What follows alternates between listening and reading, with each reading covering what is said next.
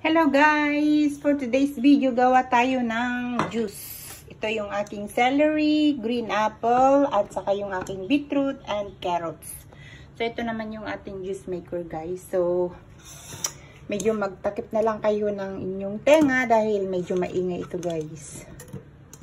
So ilagay natin dyan, lahat dyan. Yan. So i-on na natin guys at magtakip kayo ng tenga.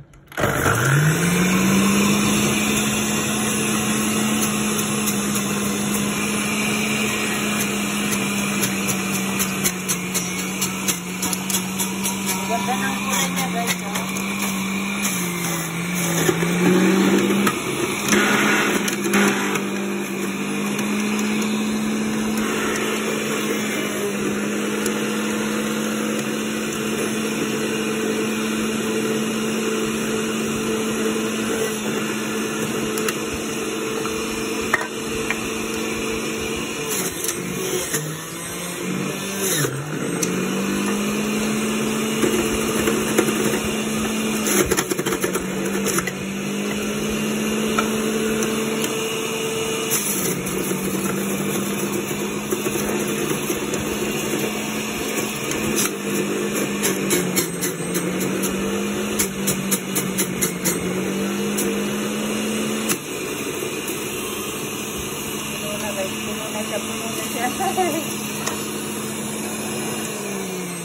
Ayan, puno na siya guys.